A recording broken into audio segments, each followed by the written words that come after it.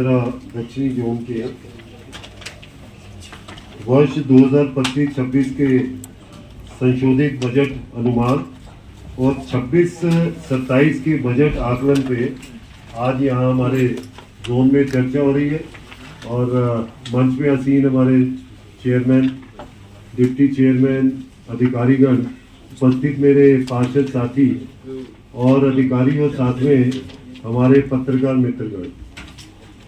ये जो बजट है ये जोन का, मैं थोड़ा सा चाहूँगा कि 2-3 चीज़ों पे मैं प्रकाश डालूं, क्योंकि जोन में हमें पता है कि हमें आमदनी के स्रोत कम होते हैं जैसे हेडक्वार्टर में होते हैं, लेकिन खर्चे हमारे ज़्यादा हैं। तो सिर्फ मैं एक ध्यान दिलवाने के लिए बता रहा हूँ कि अगर हम 2026-27 की इनकम का जो प्रोजेक्शन है वो हमारा 48 करोड़ रुपये है, 48 करोड़ 47 लाख। और अगर खर्चे देखोगे तो 1333 करोड़ रुपए, क्योंकि ये इसलिए है कि क्योंकि हम वेलफेयर के काम करते हैं। हम जो है साफ सफाई करते हैं, उसके कोई चार्जेस नहीं लेते।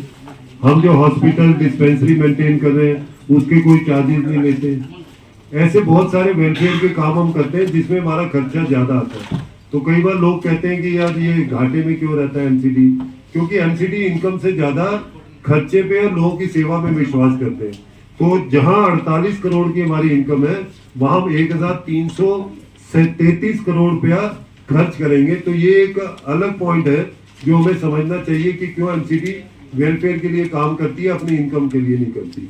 लेकिन फिर भी जो हम इनकम कर रहे हैं मुझे लगता है कि उसमें कुछ चीजें यहाँ नहीं है। और ये एक हमारी तरफ से सजेशन हेडक्वार्टर को भी जाना चाहिए, क्योंकि जो शादरा दक्षिणी क्षेत्र है अपने आप में एक कंप्लीट क्षेत्र है। 12 जोन है हमारे दिल्ली के अंदर, और 12 जोन अपनी आमदनी को कैसे बढ़ा सकते हैं जब तक उनके पास पूरे चार्जेस नहीं होंगे। जैसे एडवर्टाइजिंग है, एडवर्टाइजिंग का यहाँ रिपोर्टिंग ही नहीं है, जबकि जो एडवर्टाइजिंग के लिए पूरी जोन के लिए जो है वो व्यक्ति यहाँ जोन में होना चाहिए। और एडवर्टाइजिंग की बहुत सारे एवेन्यूज हैं जहाँ हम बढ़ा सकते हैं। एडवर्टाइजिंग के ऊपर बहुत सारे चार्जेस हैं जो हम बढ़ा सकते हैं, जैसे कि यूनिपोज तो अपने आप में एक अलग है ही।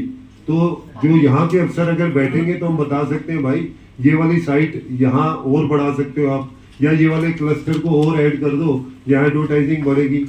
ऐसे ही जो मॉल्स हैं या जो मेन रोड्स हैं, आज की डेट में वो ठीक है कि जो कानून है उसमें 9/3 मतलब 27 स्क्वायर फीट का जो एक बोर्ड है वो अलाउ है, और उसके ऊपर से जो है बोर्ड उस पर चार्जेस हम ले सकते हैं। लेकिन मुझे नहीं लगता कि किसी को चार्जेस हमने भेजे हो, और खासकर ऐसी जगह जहां बड़े बड़े मॉल्स हैं जो बड़ा मिसयूज कर रहे हैं। मतलब वो मॉल पे ऐड लगाने के महीने के लाखों रुपए अपने कस्टमर से चार्ज कर रहे हैं, लेकिन एमसीडी को दे ही नहीं रहे, जबकि एमसीडी के हिसाब से हम भी वहां से लाखों रुपए ले सकते हो। मॉल जैसी जगह को तो नहीं छोड़ सकते ना। या ब्रांडेड शॉप्स है, जैसे हम देखते हैं कि हमारा लक्ष्मी नगर है, कृष्णा नगर है और बहुत बाजार है जहां बड़ी बड़ी कंपनियों के ब्रांडेड बड़े बड़े बोर्ड्स लगे हुए हैं। भाई उन कंपनियों को तो कोई दिक्कत ही नहीं है, चार्जेस चाहे जितने भी है, इंडिविजुअल को दिक्कत हो सकती है तो उनसे हम चार्जेस ले सकते हैं। तो मुझे लगता है एक बहुत बड़ी अपॉर्चुनिटी हम लूज कर रहे हैं रेवेन्यू के ऊपर, अगर एडवर्टाइजमेंट भी हमारा जोन के पास है। ऐसे ही पार्किंग पे भी हमारे जोन में कुछ नहीं है। पार्किंग के जितने भी इंस्पेक्टर्स हैं या जो भी है वो सारा हेडक्वार्टर से है। बहुत सारी पार्किंग है, जब आप जाके चेक करोगे पता लगता है बोर्ड लगा हुआ, लेकिन वो पार्किंग एक्चुअल है या नहीं है वही नहीं पता। या पार्किंग का जो टेन्योर है खत्म हो चुका है, लेकिन उसके बावजूद साल भर तक वो फ्री में जो है वो ठेकेदार चलाता रहता है मिली भगत से। तो ये दो मेरे बड़े सजेशंस हैं। वैसे तो हाउस टैक्स की भी डायरेक्ट रिपोर्टिंग डीसी को होनी चाहिए, क्योंकि जब हम उसे इनकम के अंदर ले रहे हैं तो क्यों नहीं हाउस टैक्स की रिपोर्टिंग यहाँ होनी चाहिए, कितनी बिल्डिंग चली गई, कितनी प्रॉपर्टीज है। आज की डेट में इस डाटा में दिक्कत नहीं है, हमारे हेडक्वार्टर में हर जोन वाइज डाटा है कि कितनी प्रॉपर्टी जोन में है। लेकिन क्योंकि हाउस टैक्स भी डायरेक्ट जो है हेडक्वार्टर को रिपोर्ट करता है, इसलिए वो भी नहीं है। और मुझे लगता है ये जो प्रॉपर्टी टैक्स के अंदर अभी जो करंट में जो हमने एस्टिमेट रखा है 26-27 का, वो हमने 2 करोड़ 60 लाख रुपए रखा है, जो कि बहुत कम है।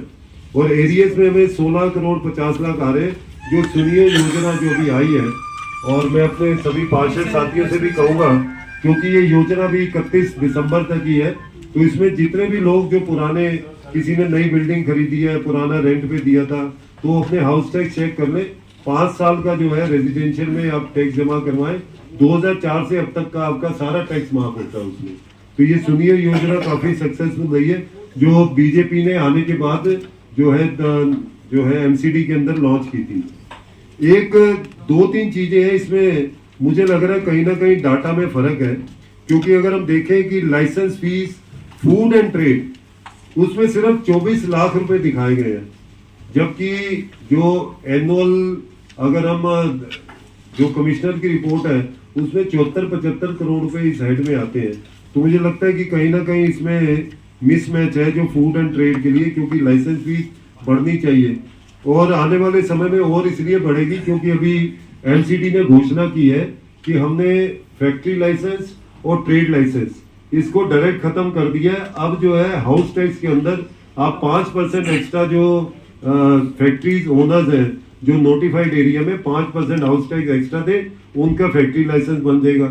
ऐसे जो ट्रेड लाइसेंस है उसमें जो हाउस टैक्स के साथ 15% अपना हाउस टैक्स आप एडिशनल जमा करवाते तो आपको अलग से ट्रेड लाइसेंस लेने की जरूरत नहीं है। तो ये भी एक इनकम का है साधन। तो ये जरा license fee food and trade का चेक करें। इसके साथ साथ एक मुझे लगता है कि इस पे हमें काम करना है तय बाजारी पे, क्योंकि जो तय बाजारी से जो हमारी इनकम है वो सिर्फ 4 लाख के करीब है, और जबकि हमारे पास 80-90-100 बाजारियाँ होंगे। ये रेंट फीस एंड फाइन्स के अंदर दूसरे नंबर पर है फीस तय बाजारी, ये सिर्फ 4,50,000 आ रही है। इस पे मैं ये सुझाव देना चाहता हूँ कि पुरानी जो तय बाजारी की रसीदें हम काटते थे, हर बाजार में 100, 150, 200 रसीदें काटते हैं, लेकिन आज की डेट में अगर देखा जाए तो सब्जी वाले 400-500 रेडी खड़ी होती है, और जो 1-1 हजार जो है वो दुकानदार है उसमें। तो इस पे ध्यान देने की जरूरत है कि जितने दुकानदार अपनी रेडी पटरी लगाते हैं वो सबकी रसीद कटनी चाहिए। अगर वो सबकी रसीद कटेगी तो ये जो हमारी इनकम है ये 5-7 गुना तो वैसे ही बढ़ जाएगी, और जो आजकल उस एरिया के बाहर सब्जी लगाते हैं उनसे भी हम ले सकते हैं। तो ये जो तय बाजारी पे हम बढ़ाएं। और मेरा एक दो सुझाव है, क्योंकि मैं डैम्स कमेटी देख रहा हूँ, मेरा ये कहना है कि हमारे जोन की तरफ से कुछ रिक्वायरमेंट्स इस बजट में जरूर जाए। जैसे हमने देखा कि हमारे यहाँ जेसीबीज की कमी रहती है, बैक और लोडर्स की कमी है, ऐसे और भी बहुत सारे संसाधन है जो हमें चाहिए। मैं देखता हूँ कि नॉर्थ के अंदर हर जोन के अंदर एक ट्रक दिया हुआ है, ऐसे ही साउथ के अंदर बहुत सारी इक्विपमेंट्स हैं, लेकिन हमारे यहाँ नहीं है। तो मेरा निवेदन है चेयरमैन साहब की जब आपकी रिपोर्ट जाए तो उसमें एक कंपाइल करके कि मिनिमम जैसे एक विधानसभा है तो उसमें एक जेसीबी होनी चाहिए।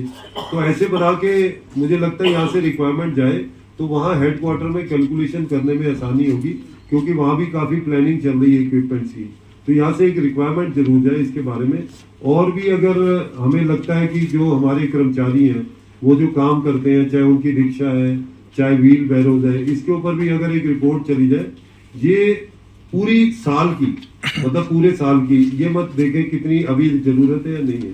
पूरे साल में हमें 10,000 झाड़ू चाहिए, पूरे साल में हमें इतने बैक और लोडर चाहिए, पूरे साल में हमें इतने व्हील बैरोज चाहिए।